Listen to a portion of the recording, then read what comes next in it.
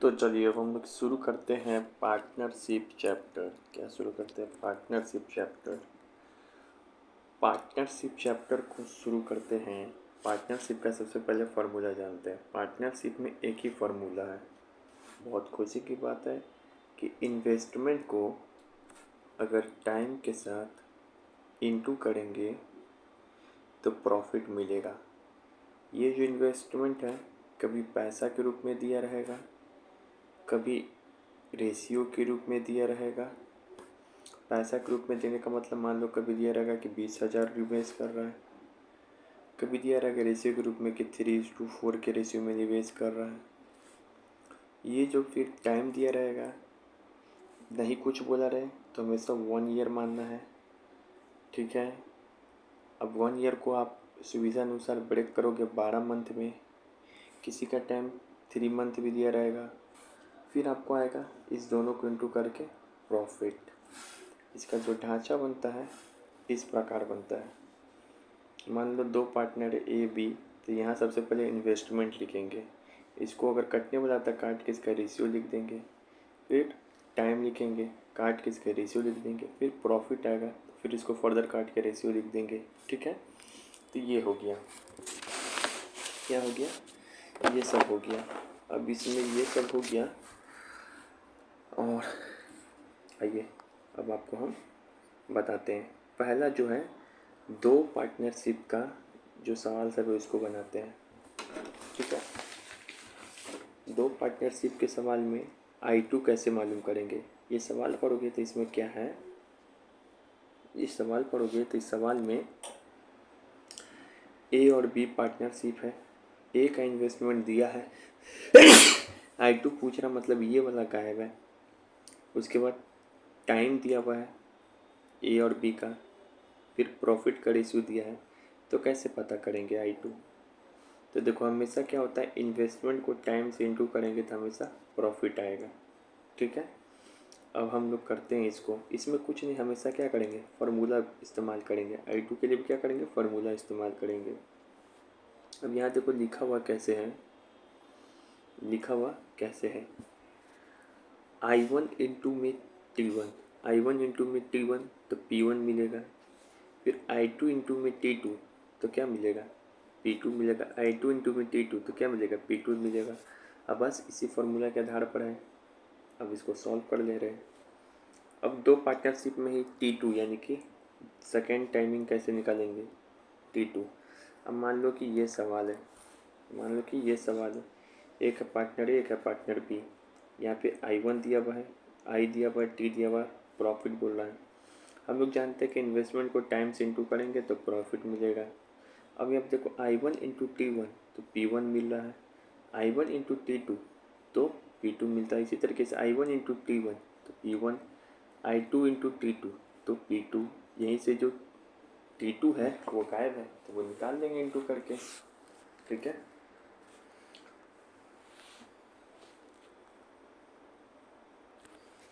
अच्छा, यहाँ पे बोला गया है कि अगर किसी के बारे में नहीं बोला रहे ना कि कितना टाइमिंग के लिए, तो समझ जाना कि 12 मंथ के लिए, 1 साल के लिए पूरा। ठीक है।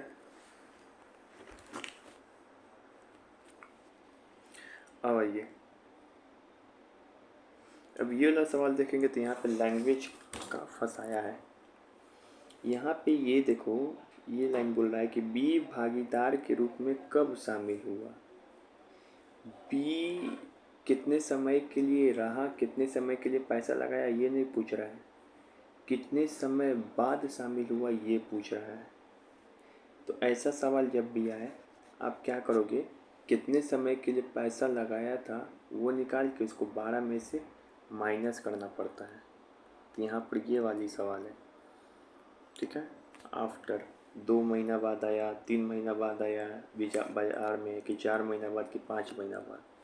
तो ये जो सवाल है कितने महीने के लिए शामिल हुआ वो अलग सवाल है, मतलब कितने महीने के लिए निवेश किया वो अलग सवाल है। कितने महीना बाद शामिल हुआ या कब शामिल हुआ उसको जब भी निकालना रहता है तो 12 में से माइनस करके।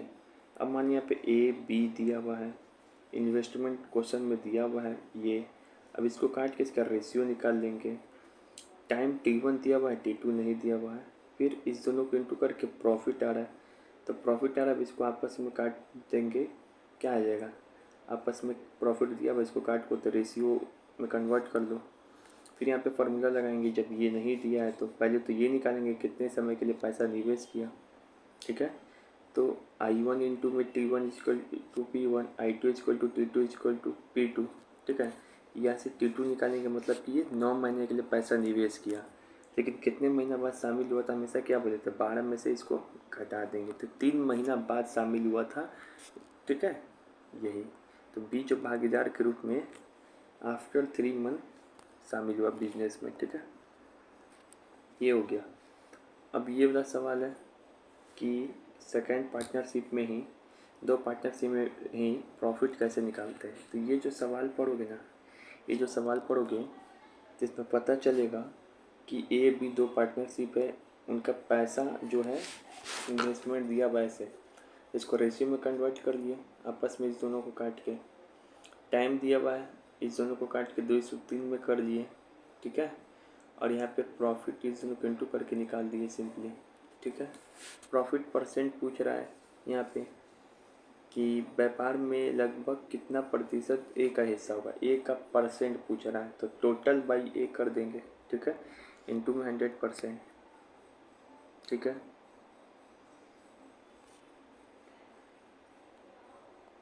अब 3 पार्टनरशिप के लिए हम लोग देखते हैं कैसे कैसे क्या निकालते हैं। मान लो 3 पार्टनरशिप का सवाल है, तो ये इन्वेस्टमेंट पूरा दिया हुआ है, इसको आपस में काट दिए, तो रेशियो के फॉर्म में आ गया 8, 9, 12 के फॉर्म में। टाइम दिया हुआ है 5 महीना, 4 महीने, 3 महीने के लिए, इस दोनों का आपस में इंटू करके, इस सबको आपस में इंटू करके प्रॉफिट का रेशियो निकल गया, प्रॉफिट का रेशियो निकल गया, तो कितना परसेंट भाग सी को मिलेगा। तो सी के लिए क्या कर देंगे, सी को ऊपर लिखेंगे, नीचे में टोटल को लिखेंगे इंटू में 100, ठीक है, हो गया।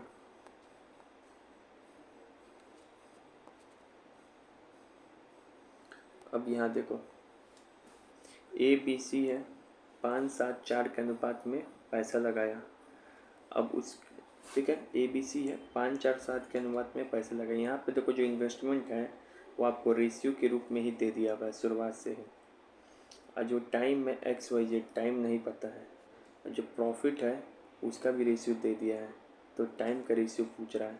तो टाइम का रेशियो कैसे निकालेंगे, तो टाइम कैसे निकालते हैं बताए थे। अब देखो यहाँ पर क्या है, दो वो वाला में तक ये हम लोग क्रॉस कर दे रहे थे, दो वाला में इसे लगा के, यहाँ देखो P1 इंटू T1 करके क्रॉस कर दे रहे थे टाइम के लिए, P1 इंटू T1 करके क्रॉस कर दे रहे थे, लेकिन 3 वो वाला में क्रॉस नहीं कर पाएंगे ना। 3 वो वाला में क्या होगा, अगर आपको टाइम निकालना है 3 वो वाला में चाहे कुछ भी, तो डायरेक्ट फार्मूला यूज़ करना पड़ेगा, ऐसे सिंगल सिंगल। इसका टाइम कैसे निकलेगा, तो हमको पता है कि टाइम बराबर क्या होता है, प्रॉफिट बाई इन्वेस्टमेंट, तो 45/5, तो 9 मंथ। इसका टाइम क्या निकलेगा, 42/7, तो 6 मंथ। इसका टाइम कैसे निकलेगा, 28/4, तो 7 मंथ। तो यहाँ पे यही लिखे हैं कि जो 3 पार्टनरशिप ABC का समय मालूम करनी है तो हमेशा ये फॉर्मूला यूज़ करेंगे, क्रॉस नहीं, ठीक है। अब ये वाला सवाल है, ठीक है ना, अब ये वाला सवाल है, यहाँ पे इन सभी का प्रॉफिट का रेशियो दिया और इन्वेस्टमेंट का रेशियो दिया है, वे टाइम का रेशियो दिया, तो इन्वेस्टमेंट कैसे निकालेंगे। तो वहाँ पर हमेशा हम लोग क्या करते थे, क्रॉस वाला फार्मूला लगा के और ये लिखते थे सेकेंड पार्टनर, दो पार्टनरशिप में P1 इंटू में, सॉरी I1 इंटू में T1 बाई I2 इंटू में T2 बराबर P1/P2।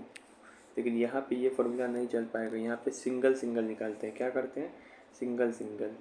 इन्वेस्टमेंट कैसे निकलेगा, प्रॉफिट बाई TA, 8/7, 7/8, 5/14, ये सबका इन्वेस्टमेंट हो गया। लेकिन यहाँ पे देखो जो इन्वेस्टमेंट आया है वो पूरा फ्रैक्शन के फॉर्म में है, हमको पूरा नंबर के फॉर्म में चाहिए, तो नीचे वाले लोग का क्या करेंगे, एलसीएम लेके आपस में इधर इंटू कर देंगे, नीचे वाला सब कैल्शियम आया 56 से इंटू कर दिए, तो ये जो आ गया अब आएगा अच्छा से, जैसे पहला हो जाएगा 64, दूसरा हो जाएगा 49, तीसरा हो जाएगा 20, तो ऐसे करके, ठीक है ना। हमेशा 3 पार्टनर में क्या करते हैं, सिंगल सिंगल फार्मूला यूज़ करते हैं। ठीक है, अलग अलग निकालते हैं।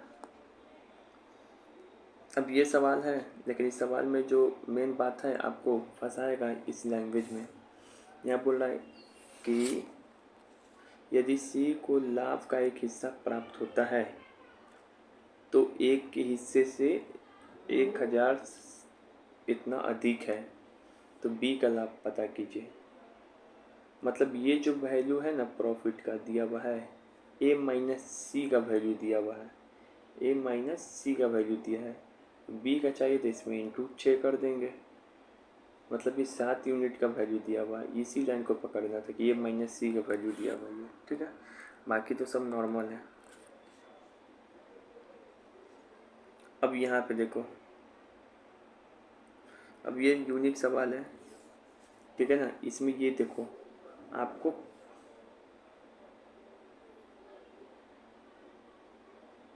प्रॉफिट दिया, ये सब क्या दिया, प्रॉफिट दिया है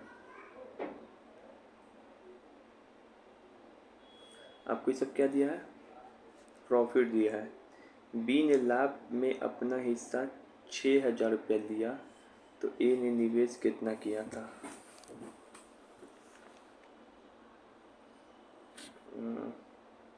आपको ए और बी किसी व्यापार के साथ शुरू करते हैं 15,000, ठीक है।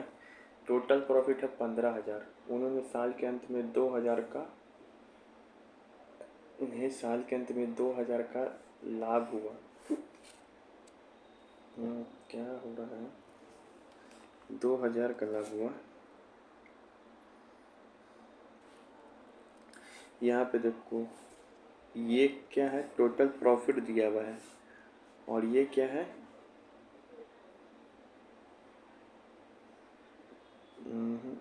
एक सेकेंड, नहीं प्रॉफिट नहीं दिया हुआ, सॉरी। ये क्या है, टोटल इन्वेस्टमेंट दिया हुआ है ए प्लस बी का, और टोटल प्रॉफिट होता है वो 20,000, जिसमें बी को लाभ होता है 6,000, तो ए को लाभ हो जाएगा 14,000। अब इसमें क्या कर रहा है, ए का इन्वेस्टमेंट पूछ रहा है, ए का इन्वेस्टमेंट पूछ रहा है। देखो तो यहाँ पर क्या हमको ना प्रॉफिट से इन्वेस्टमेंट की ओर आना है, प्रॉफिट से इन्वेस्टमेंट की ओर आना है। जब बोले थे कि जब कभी भी समय बराबर हो, अगर टाइम सेम हो, जैसे ई भी 1 साल के लिए पैसा लगाया, 1 साल के लिए 12 महीना, 12 महीना 3 महीना, 3 महीना 3 साल, 3 साल, तो जब भी समय बराबर हो तो इन्वेस्टमेंट और प्रॉफिट क्या हो जाता है, एक दूसरे के बराबर हो जाता है। इन्वेस्टमेंट और प्रॉफिट क्या हो जाता है, एक दूसरे के बराबर हो जाता है। तो यहाँ पे क्या है, आपको उल्टा फंसा दिया इस बार एग्जामिनर, प्रॉफिट का ही रेशियो दे दिया 7:3, तो इसके इन्वेस्टमेंट का रेशियो कितना हो जाएगा, 7:3, और टोटल इन्वेस्टमेंट कितना है 15,000, तो ए का इन्वेस्टमेंट कितना हो जाएगा 22 इंटू में 7, यही चीज़ करना था, ठीक है। बस यहाँ पे आपको इन्वेस्टमेंट से कहाँ आना था, प्रॉफिट से कहाँ आना था, इन्वेस्टमेंट की ओर। और हम लोग जानते हैं कि सेम टाइम में तो इन्वेस्टमेंट और प्रॉफिट आपस में क्या हो जाता है, रेशियो बराबर।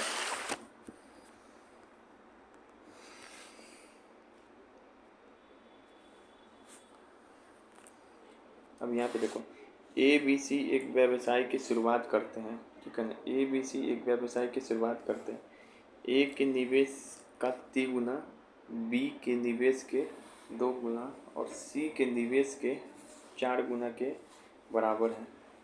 ए के निवेश के 3 गुना, बी के निवेश के 2 गुना, सी के निवेश के 4 गुना, आपस में सब क्या है, बराबर है। आपस में सब क्या है, बराबर है, मतलब इस तरीके से ये सब बराबर है।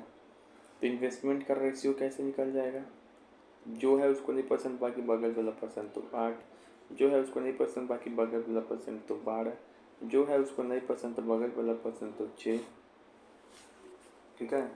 तो ये सब ऐसे हैं, इन्वेस्टमेंट हो गया ऐसे, अब प्रॉफिट दिया हुआ है रेशियो ऐसे, तो इन्वेस्टमेंट टाइम से में तब प्रॉफिट का रेशियो भी वही हो जाएगा। बस ये करना था तुमको, यहाँ पे यही समझना था कि बस इसको जो इन्वेस्टमेंट है इस ऐसे दिया हुआ रिलेशन में, तो इसको लिखेंगे कैसे रेशियो के रूप में, यही समझना था ये सवाल में।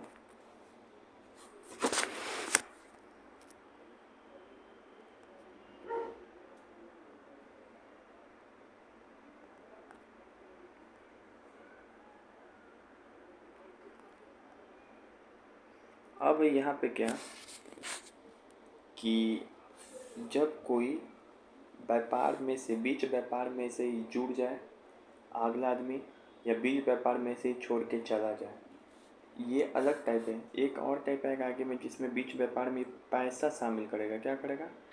पैसा शामिल करेगा। मतलब 2000 रुपया लगाया, अपना पैसा को 2000 रुपया और बढ़ा दिया या 2000 माइनस कर दिया, वो अलग टाइप है। यहाँ पे सिर्फ पैसा लगा रहा है तो पूरा लेके आ रहा है एक बार में, और जा रहा है तो पूरा लेके चला जाएगा। ऐसा टाइप का सवाल है। यहाँ पे देखो, अब इसका लैंग्वेज थोड़ा पढ़ना पड़ेगा। ये 50,000 के साथ व्यवसाय शुरू करता है और 3 महीना बाद मोनू 70,000 रुपये के साथ इसमें जुड़ जाता है। तो ए 50,000, बी 7,000, मतलब ये 5 यूनिट, ये 60 यूनिट पैसा लगाता है। अब एक बार में यहाँ पे कुछ नहीं बोल रहा है, तो इसका मतलब समझ जाओ कि पूरा साल भर के लिए पैसा लगा रहा है, 12 मंथ के लिए। और यहाँ पे बी के बारे में बोल दिया कि वो 3 महीना बाद मोनू आता है। 3 महीना बाद मतलब कि उसका पैसा, टोटल तो साल भर के लिए पैसा लगाना है, 3 महीना बाद मतलब वो उसका पैसा कितने साल के लिए लगेगा? 9 महीना के लिए लगेगा, ठीक है ना। तो बी एक ईयर में मात्र 9 महीना ही इन्वेस्ट कर रहा है, यही पॉइंट था, बस यही समझना था। यही सब लैंग्वेज आपको घुमाएगा, ठीक है। अब आते हैं यहाँ पर भी, एक 4,000, एक 4 यूनिट, एक 2 यूनिट पैसा खर्च कर रहा है।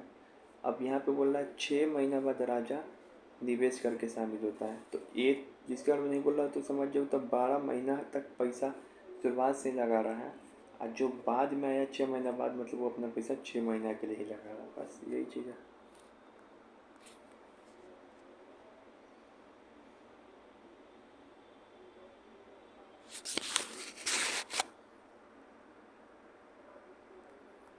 अब यहाँ पे देखो, ए 54,000 रुपया पूंजी के साथ अपना व्यापार शुरू किया। 4 और 6 महीना बाद इसमें बी और सी भी शामिल हो गया। साल के अंत में उसके लाभों का वितरण इस अनुपात में हुआ।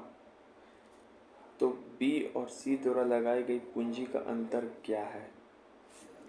अब ये सवाल को मैंने क्यों चुना, ये तो इजी है। देखो, कई बार सवाल बनाते हो तो आप लोग कंफ्यूज हो जाते हो कि कहाँ का सवाल पूछ दिया। ये लैंग्वेज समझना है इसमें। जब इन्वेस्टमेंट भी दिया हो सवाल में, प्रॉफिट भी दिया हो, खासकर टाइम दिया हो, तो समझो ये पार्टनरशिप का ही सवाल है। क्या चीज़ का सवाल है? पार्टनरशिप का ही सवाल समझना, ठीक है। अब आते हैं, अब यहाँ पे तो ए केवल 54,000 रुपया लगाया है, इस दोनों का नहीं दिया है। और ये जिसके बारे में नहीं बोली तब 12 मंथ के लिए लगाया है, ये 4 महीने बाद शामिल हुआ, मतलब 8 मंथ के लिए लगाई। 6 महीने बाद शामिल हुआ, तब 6 मंथ के लिए लगाया। अब हमको सिर्फ ये दिया हुआ है तो इस दोनों को बताना है। तो पता है ना, तीन वो पार्टनरशिप में कैसे पहुंचते हैं? तो सिंगल फार्मूला से करके पहुंचते हैं। यानी कि 1/6 यूनिट का वैल्यू दिया हुआ है 5600, 1/6 यूनिट का वैल्यू दिया है 5400। तब इसका निकालना है 4/4 यूनिट का कितना होगा, 5/3 यूनिट का कितना होगा, बस सिंपल, ठीक है ना। हमेशा 3 पार्टनरशिप के लिए आप फार्मूला ही लगा, वो भी सिंगल, ठीक है ना। क्रॉस मल्टीप्लाई आप ऐसा 2 पार्टनरशिप में होता है, समझ में आ गया, ये चीज़ है। अब हम लोग आ गए यहाँ पे कि जब कोई आदमी बीच में आएगा नहीं, बीच में से या तो पैसा लगा देगा, मन खुश हुआ उसको बिजनेस में, या बीच में से ही अपना पैसा कम कर देगा। और जिसके बारे में नहीं कुछ बोले तो समझो 12 मंथ के लिए वो सेम मनी लगा रहा है, ठीक है। तो ऐसा सवाल कैसे बनाते हैं, ये भयंकर ट्रिक है। ऐसा सवाल में हमेशा कितना निकाला कितना जोड़ा, यानी कि इन्वेस्टमेंट की बात कर रहा है, तो इन जितना सारा भी इन्वेस्टमेंट है जो लगाता है फिर बाद में निकालता है बढ़ाता है, उन सभी को एक साथ ही रेशियो में काट लो, काट लेंगे। लेकिन यहाँ पे फिर हम ग्रीन लाइन करते हैं, लेकिन टोटल प्रॉफिट नहीं काटेंगे। या कहें कि आंसर क्वेश्चन में कहें आपको कि बी का प्रॉफिट इतना हुआ, तो टोटल प्रॉफिट है, बी का प्रॉफिट, सी का प्रॉफिट, ए का प्रॉफिट, इन सभी का रेशियो लेके आपस में नहीं काटेंगे। ठीक है, वैसे ये सवाल है, ये सवाल है। इस सवाल को हम पढ़ेंगे तो पता चलता है कि ए इतना लाख रुपया, अब बी इतना हज़ार रुपया व्यापार में निवेश किया। 6 महीना बाद क्या होता है कि बी ने 6 महीना बाद, याद रखेंगे 6 महीना बाद ही बी क्या करता है, तो 40,000 रुपया और जोड़ देता है। जबकि का मतलब है यहाँ पे याद रखेंगे कि 6 महीना बाद ही ये क्या करता है, उसी समय मतलब, या जबकि बोले तो कोई टाइम नहीं दिया रहा है, मतलब 6 महीना बाद ही ए का भी बात हो रहा है कि 20,000 रुपया क्या करता है, निकाल लेता है। तो अंत में प्रॉफिट का रेशियो बताओ। अब यहाँ पे देखो, ये भी इन्वेस्टमेंट है शुरुआती, ये भी आपका बाद का इन्वेस्टमेंट है। तो ये सारा इन्वेस्टमेंट है ना, तो पहले ही एक साथ सारा इन्वेस्टमेंट काट लो। यहाँ पर है मीन सबको एक साथ सेम नंबर से काटना रहता है। लिख के इन्वेस्टमेंट दिखाई पड़ रहा है तो इसको काटो, इसको काटो, इसको काटो, इसको काटो, तो इस सबको एक साथ काटना है। तो यहाँ पे काट लिए।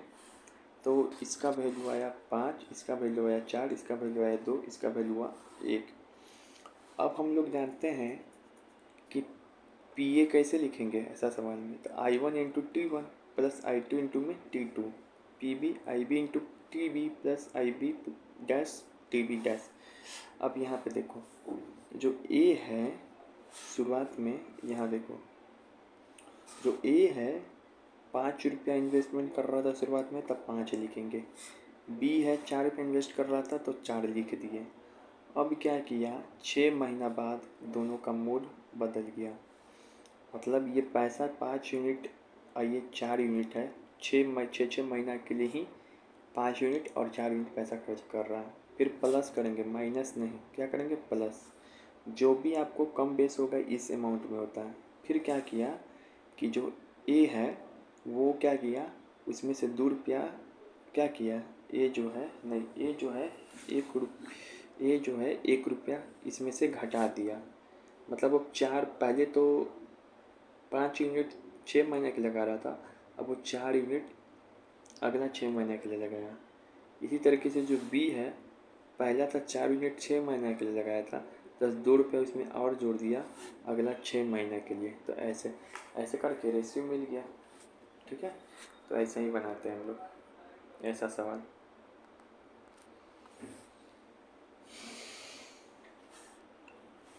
फिर यहाँ पे देखिए, ए और बी 16,000 15,000 के साथ व्यापार शुरू करता है। 3 महीना बाद 5,000 रुपया निकाल लेता है, और बी जो है 5,000 और एक्स्ट्रा लगाता है। इसके 3 महीना बाद जो सी है 21,000 रुपया के साथ व्यापार में जुड़ जाता है। यदि कुल लाभ 24,900 है। अब यहाँ पे तो सी का हिस्सा क्या होगा। अब यहाँ पे देखो ध्यान से, अब आप यहाँ पे ध्यान से देखना है बच्चों कि निकालने और लगाने वाला पैसा का सवाल है। तो ऐसा सवाल बोले थे, जितना भी इन्वेस्टमेंट है उसको सब एक साथ लेकर काटो। जैसे ये इन्वेस्टमेंट है, ये भी इन्वेस्टमेंट है, ये भी इन्वेस्टमेंट है, ये भी इन्वेस्टमेंट है, और ये भी इन्वेस्टमेंट है। लेकिन सर क्या ये इन्वेस्टमेंट नहीं है? नहीं, इसको नहीं काटेंगे। बोले ना टोटल प्रॉफिट, कोई भी प्रॉफिट को नहीं काटा जाता है। ऐसा सवाल में किसी भी प्रॉफिट को नहीं काटते हैं, केवल इन्वेस्टमेंट को ही काटते हैं। इसी कारण इसको हम लोग नहीं काटे हैं।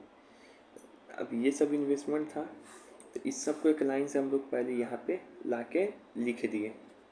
अब इन सभी को एक लाइन से काटे, इन सभी को काटे, तो इनका रेशियो आ गया छोटा सा, ये इनका रेशियो आ गया छोटा सा, ये आ गया। ठीक है, आ गया। अब थोड़ा इसे करते हैं। ठीक है, आ गया, अब आ गया। अब ए जो है 16 रुपये लगाया था शुरुआत में, बी जो है 15 रुपया, सी जो है 21 रुपया लगाया था। यहाँ आप लिखेंगे प्रॉफिट कैसे निकलता है, इन्वेस्टमेंट को टाइम्स इंटू करके, प्रॉफिट 1, प्रॉफिट 2, प्रॉफिट 3 है। 16 रुपये तो पहले लिख ही दो, 15, 21, इसी पैसा में से क्या होगा, या तो प्लस होगा या फिर माइनस होगा। ठीक है, ई तो लिखा गया। अब यहाँ पे देखो, पकड़ो बात को। अगर 3 महीना बाद ए 5,000 रुपया निकाल देता है, यानी कि 16 में से 5,000 मतलब 5,000 का मतलब क्या हो गया, 5 यूनिट। अगर 3 महीना तक तो 16,000 रुपया ही रहने, 16 यूनिट ही रहने दिया पैसा, लेकिन 3 महीना बाद अगला 9 महीना के लिए जो पैसा लगाएगा वो कुछ कम पैसा लगाएगा। 16 में से 5 यूनिट गया तो ये 11 यूनिट अगला 9 महीना के लिए लगा रहा है। तो बस ये हो गया इसका प्रॉफिट। अब बी का आते हैं, इसको कलर चेंज करते हैं, बी का आते हैं। और बी 5,000 रुपया और एक्स्ट्रा लगाता है, 5,000 रुपया और एक्स्ट्रा लगाता है, लेकिन यहाँ पे टाइम दिया है क्या, नहीं, टाइम नहीं दिया। तो पिछला वाला टाइम ही जो 3 मंथ है ना, वही इसके लिए भी टाइम बन जाएगा। मतलब ये 3 महीना बाद अब क्या कर रहा है, ए निकाला था 3 महीना बाद, और यही 3 महीना बाद जो बी है एक्स्ट्रा 5,000 रुपया डाल देता है। यानी कि इसका जो 15 यूनिट पैसा है वो 3 महीना के लिए ही रहा।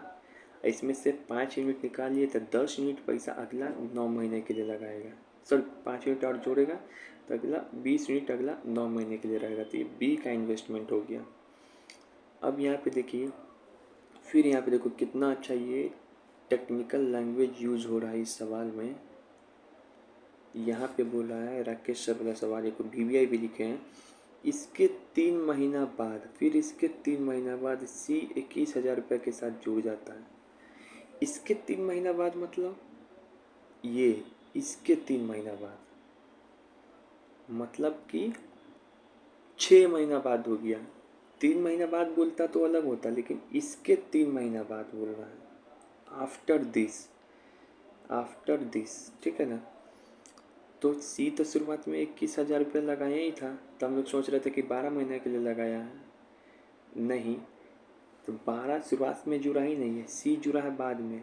इसके 3 महीना बाद सी, मतलब कि 6 महीना बाद, यानी कि 6 महीना के लिए सी 21,000 रुपये के साथ व्यापार में जुड़ा है। तो ये दिखाया, ठीक है, बता दिए। चलिए तो कर लीजिएगा। अब यहाँ देखो, ये टायर 2 का सवाल था। ए और बी 25,000 50,000 की धनराशि के साथ निवेश करते हैं 1 साल के लिए। अगर 7 महीना बाद बी जो है, 7 महीना बाद 30,000 की धनराशि के साथ सी भी शामिल हो जाता है, मतलब सी जो शामिल होता है 5 महीने के लिए शामिल होता है। और 9 महीना बाद ए जो है अपना योगदान वापस ले लेता है, मतलब कि ए 9 महीना के लिए ही रहता है, ठीक है ना। जिसके बारे में कुछ नहीं बोला तो वो 12 महीने के लिए रहता है। तो इसमें सी का हिस्सा मालूम कीजिए यदि कुल लाभ इतना है। अब बताए थे कि प्रॉफिट हमेशा नहीं काटते हैं, जो इन्वेस्टमेंट है उसको एक साथ काटते हैं। जैसे इन्वेस्टमेंट है, बस ये सब इन्वेस्टमेंट है, तो यहाँ लिख दिया, इसको एक साथ काट लिए तो 5 10 6 हो गया। और ये प्रॉफिट है तो इसको हम लोग नहीं काटेंगे, तो 3900 है ना प्रॉफिट, इसको कभी नहीं काटेंगे, तो इसको यहीं पर रहने देंगे, ठीक है।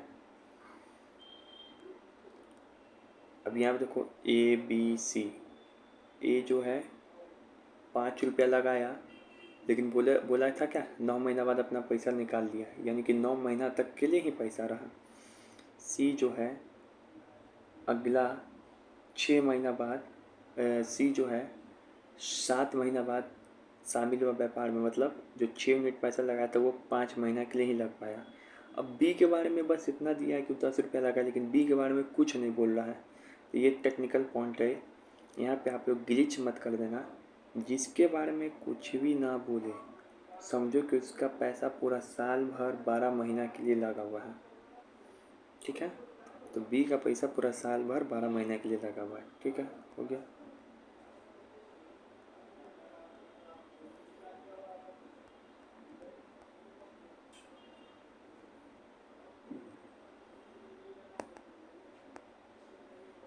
हो गया। अब ये वाला सवाल देखो, ये भी क्या है, वही कैटेगरी का सवाल है, लेकिन इसमें क्या है, जो आपका पैसा है लगा रहा है इन्वेस्टमेंट, अब इन्वेस्टमेंट पैसा डाल के नहीं बढ़ा रहा है कि पहले 5,000 रुपया लगाए थे, अब उसमें हम लोग क्या कर रहे हैं 10,000 रुपया और बढ़ा दे रहे हैं, नहीं, अब जो है ये बोल रहा है 5,000 रुपये आप लगाए थे ना, अब इसका हम लोग 10% और बढ़ा दे रहे हैं। तो कुछ नहीं, ये जो परसेंटेज वैल्यू है ना, इसी को तुम पैसा में बदल लो। पहले ये डायरेक्ट पैसा के रूप में देता था, अब इसको पैसा बदल लो। 5,000 का 10% मतलब कि 500 रुपया लगा रहे हैं। तो बस यही करना था। अब यहाँ पे देखिए, एक सेकेंड, इन्वेस्टमेंट कौन कौन है, पहले इन्वेस्टमेंट खोजो। ये इन्वेस्टमेंट है, ये इन्वेस्टमेंट है, तो कटेगा। ऐसा सवाल जब भी आता है, लगाता है या कुछ निकालता है तो पहले इन्वेस्टमेंट को ही काटते हैं। काट दिए 25% की वृद्धि करता है, ये भी कट जाएगा। ठीक है, ये भी कट जाएगा। नहीं, ये नहीं कटेगा अभी। पहले जो इन्वेस्टमेंट है उसको काटेंगे, इसको काटे, इसको काटे, इसको काटे। फिर है, ये भी इन्वेस्टमेंट ही है लेकिन इसको अभी नहीं काटेंगे। ठीक है, इसको अभी नहीं काटेंगे। और ये टोटल प्रॉफिट है तो इसको भी नहीं काटेंगे। ठीक है, चलिए आइए।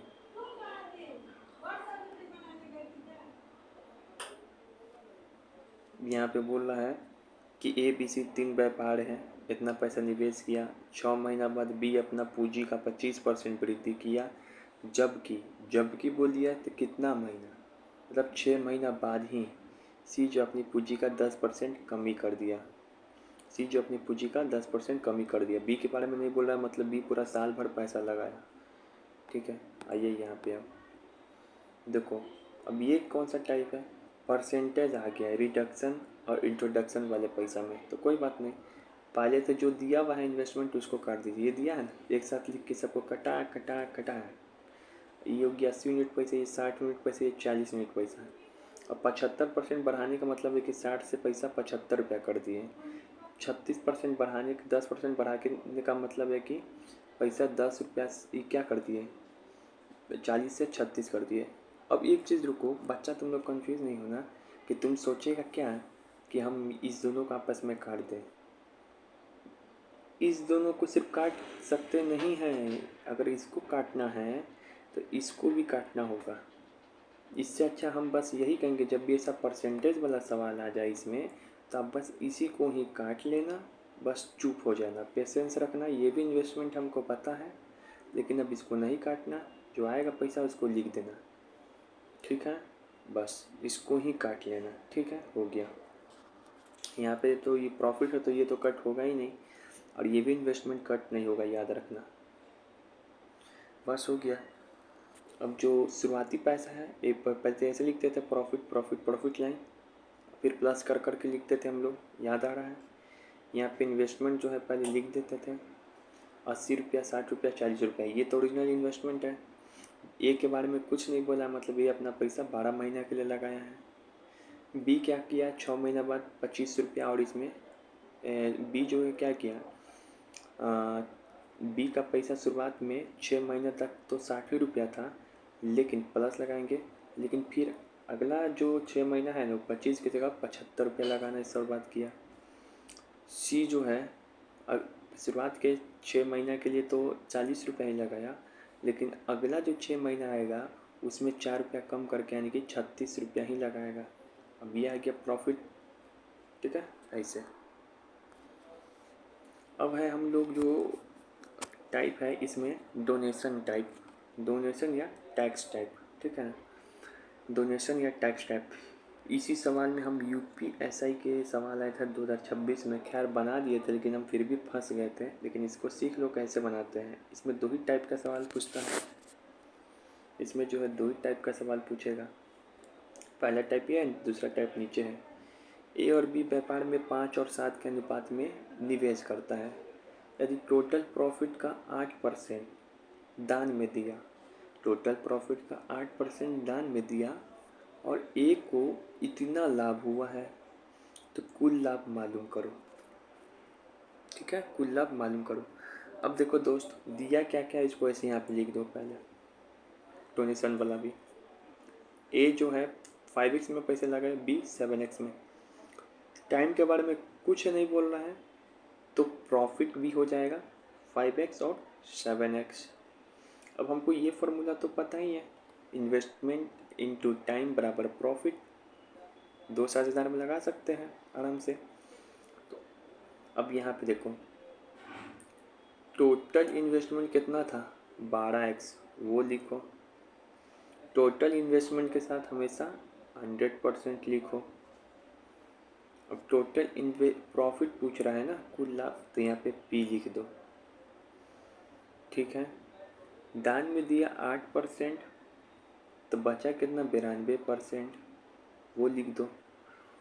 और अब देखो एक चीज़, सर ये 5x यहाँ पर क्यों लिखे आप, 5x क्यों लिखे, तो देखो ए को न लाभ हो रहा है, ए को जिसका डाटा दिया रहेगा वही लिखाएगा।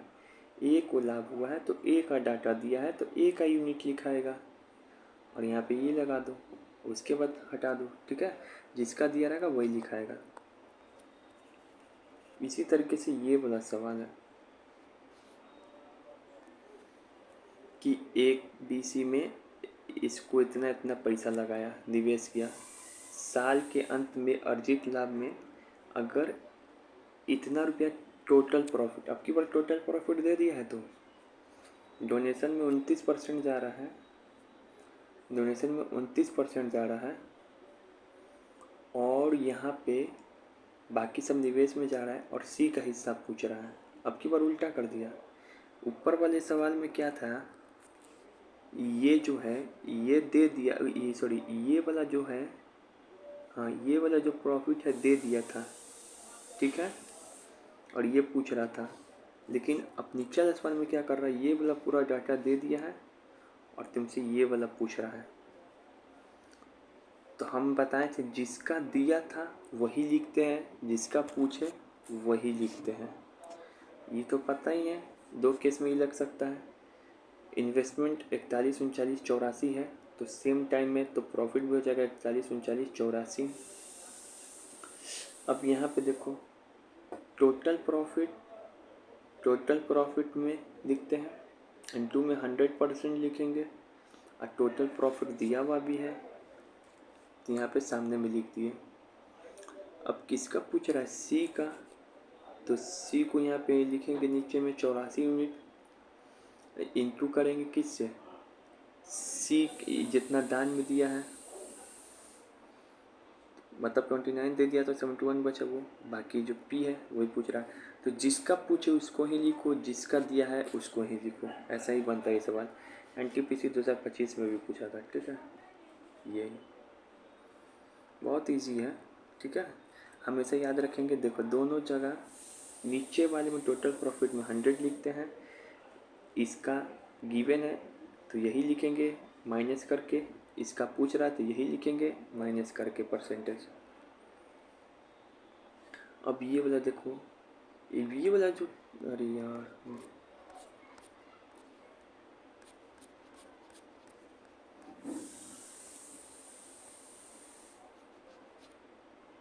हाँ, अब ये वाला सवाल देखो, ये RRB NTPC का भी लेटेस्ट सवाल है, खूब पूछ रहा है।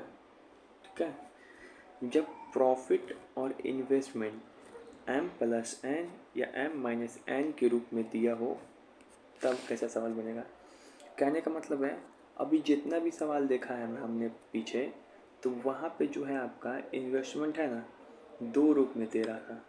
एक तो सर रुपया के रूप में दे रहा था, मान लीजिए कह रहा कि 5,000, कोई 2,000 रुपया लगाया, और एक जो है आपको रेशियो के रूप में दे रहा था कि 5:2 के रेशियो में लगाया। लेकिन यहीं पे एंट्री होता है, अब बोला कि नहीं, एग्जामिनर और आपको घुमाएगा। अब क्या बोल रहा है कि इन्वेस्टमेंट ऐसे नहीं देंगे, इन्वेस्टमेंट हम देंगे दोनों का इक्वेशन के रूप में। मान लो M+N दोनों का संयुक्त इन्वेस्टमेंट का वैल्यू दे दिया है 4,000, बल्कि 40,000 लगाता है, और M-N मतलब M जो है N से ज़्यादा पैसा लगाता है और वो ज़्यादा है 2,000। तो हम लोग क्या करते हैं ऐसा सवाल में कि यहाँ से आपस में कदम को टिक करके M और N का वैल्यू निकालते हैं। मतलब इस जो इक्वेशन वाला वैल्यू है ना, इसको रेशियो में बदल देते हैं। तो यहाँ से 3 और 2 के रूप में जो भी कुछ निकल रहा है उसको निकालते हैं। तो ऐसा ही रूप में आपको इन्वेस्टमेंट देगा। अभी तीसरा कैटेगरी है इन्वेस्टमेंट देने का, तीसरा कैटेगरी इन्वेस्टमेंट देने का, और इसी में आपको प्रॉफिट भी दे रहा है। क्या डायरेक्ट नहीं दे रहा है, प्रॉफिट भी आपको क्या दे रहा है, डायरेक्ट नहीं, एम माइनस एन या एम प्लस एन ऐसा कुछ कर करके दे रहा है। ठीक है, तो यही है। देखो यहाँ पे सवाल पढ़ते हैं। एम और एन एक व्यापार में निवेश करते हैं। एम 2 महीना हेतु एन के निवेश से 64,000 रुपया अधिक निवेश करता है और एन 3 महीना हेतु निवेश करता है। मतलब जो बोल रहा है कि एम जो है दोस्त, वो तो 2 महीने के लिए निवेश करता है, वो तो 2 महीने के लिए निवेश करता है, और जो आपका एन है वो 3 महीने के लिए निवेश करता है। लेकिन दिक्कत क्या है कि एम माइनस एन 64,000 रुपया है। मतलब एम जो है एन से 64,000 रुपया अधिक निवेश करता है। ठीक है, ये हो गया। और बोल रहा है अगर कुल लाभ 1656 में से एम का हिस्सा एन के हिस्से से इतना रुपया अधिक है। अगर टोटल प्रॉफिट ये दिया हुआ है और एम का हिस्सा एन के हिस्से से इतना है। ठीक है, अब फिर बोल रहा है तो एम द्वारा निवेशित पूंजी क्या है, तो ये चीज़ है। ठीक है,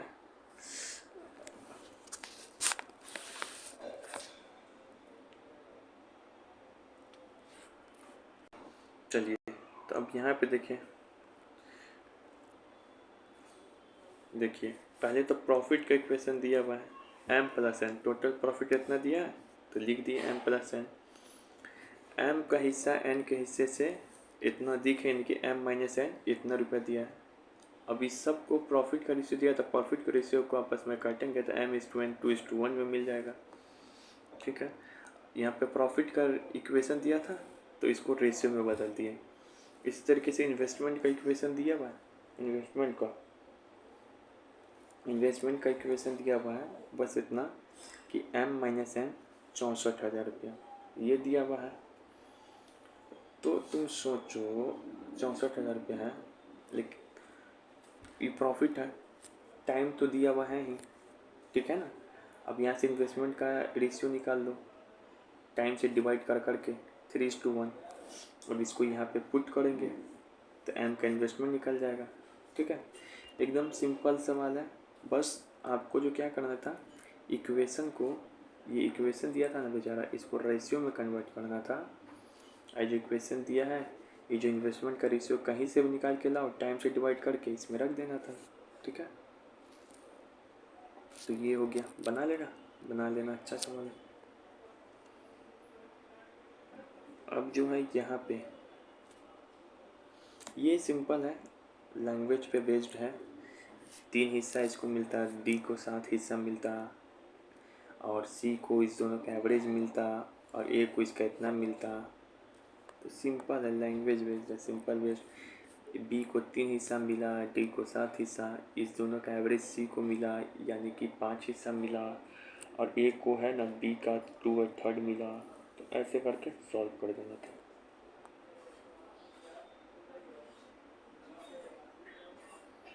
अब यहाँ पे देखो ये सवाल पढ़ो, ये भी मिसलेनियस का है। 2 आदमी ए और बी को एक व्यापार में इतना निवेश किया, एक कितना निवेश किया। ठीक है, करने के लिए सहमत होता है, और वो इस बात पे सहमत होते हैं कि लाभ का जो 40% है ना आपस में बराबर में बांटा जाएगा। बोला कि जितना ही प्रॉफिट आएगा ना तो उसका 40% आपस में बांटा जाएगा। और बोलता है कि जो शेष लाभ बच गया 60% उसको निवेश के अनुसार बांटा जाएगा। यदि ए को बी की तुलना में इतना मिलता है तो कुल लाभ क्या होगा। तो देखो जब भी ऐसा सवाल बोले तो देखो 40% जो बच गया ना बराबर हिस्से में, उसके कारण डिफरेंस नहीं होगा। जो पैसा बराबर हिस्से में बच गया तुम्हारे में, तो उसके कारण डिफरेंस थोड़ी आएगा। लेकिन जो ये 60% पैसा बचा और ये क्या है, अनइक्वल है, इसी के कारण डिफरेंस आएगा। ठीक है, तो माना कि x रुपया है टोटल प्रॉफिट, इसका 60% ये हुआ, इसी को बांटना है। जो डिफरेंस आ रहा है, अब इस सब का क्या ले लेंगे, यूनिट ले लेंगे। तो इसका आ जाएगा 11 के 11, 11 के 11, 11 चौका 44।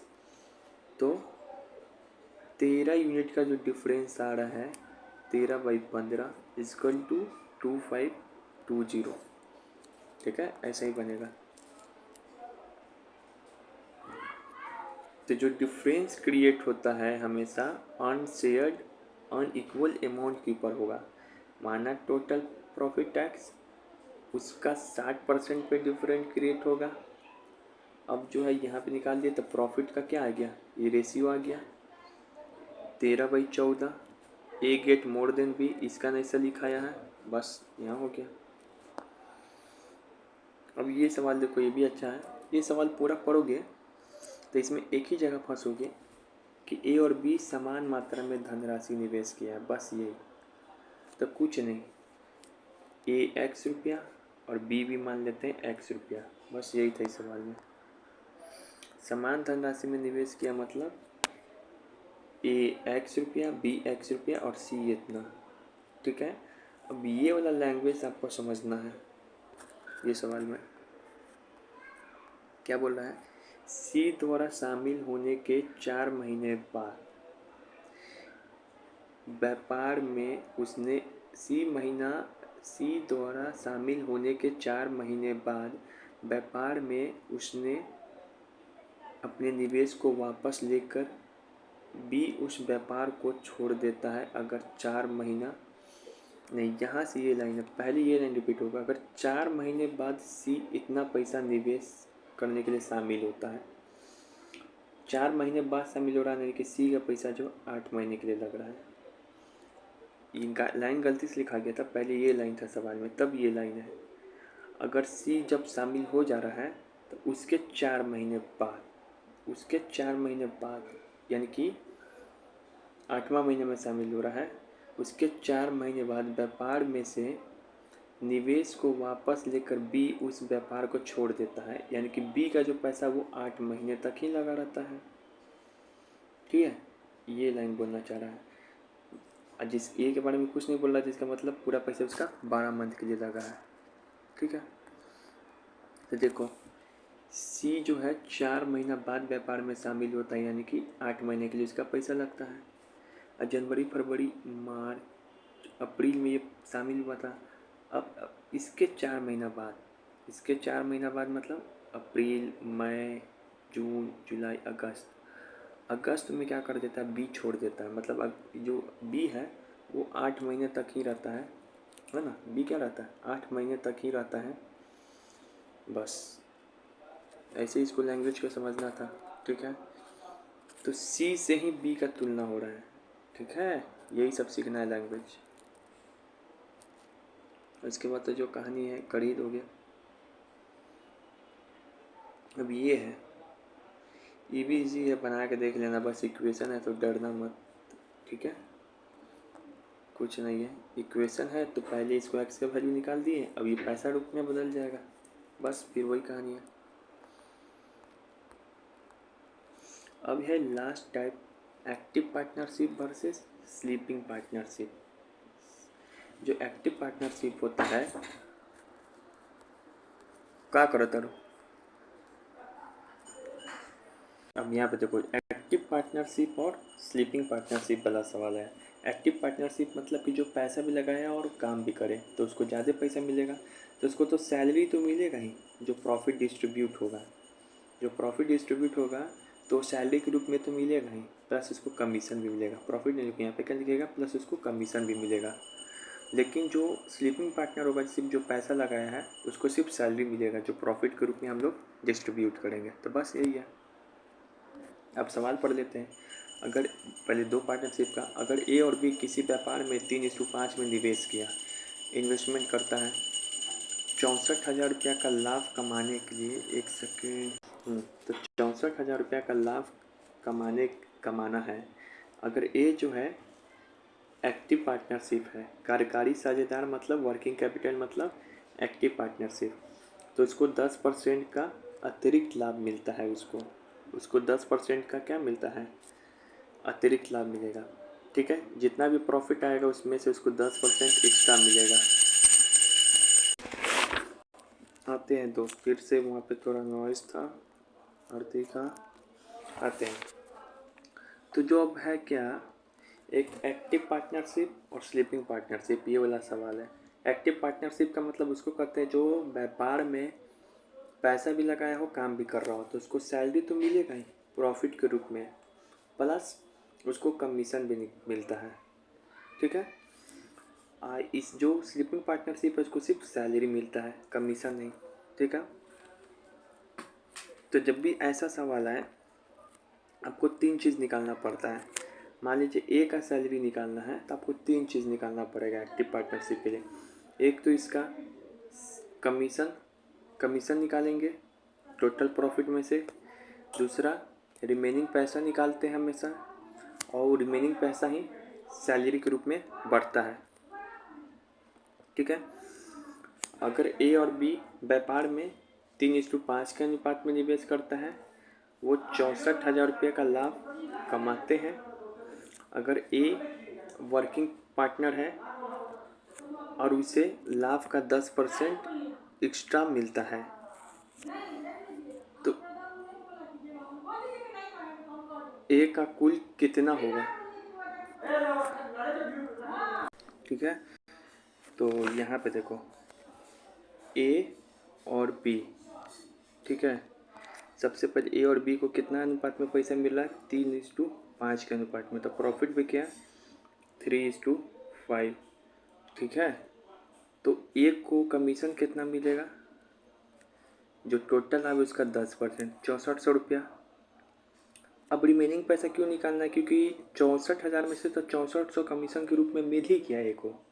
बाकी जो रिमेनिंग पैसा होगा, 64,000 में से 6400 गया, तो ये जो पैसा है यही रिमेनिंग पैसा सैलरी के रूप में जो प्रॉफिट आएगा ये बटेगा ए और बी में।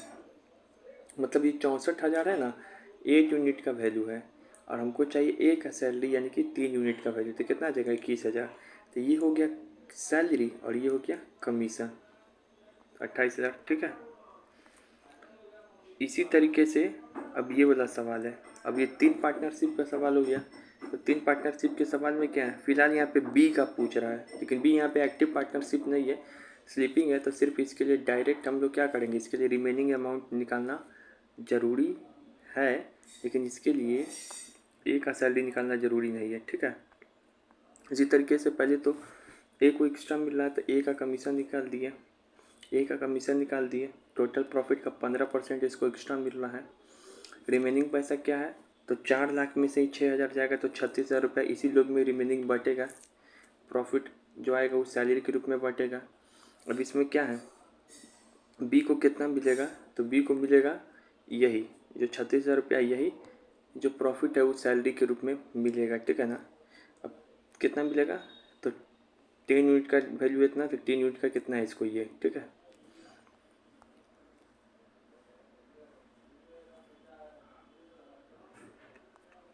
अब ये वाला सवाल है, ये वाला सवाल है कि अब यहाँ पे देखो ये भी क्या है, डोनेशन, ये भी क्या है, एक्टिव और स्लीपिंग पार्टनरशिप का ही सवाल है।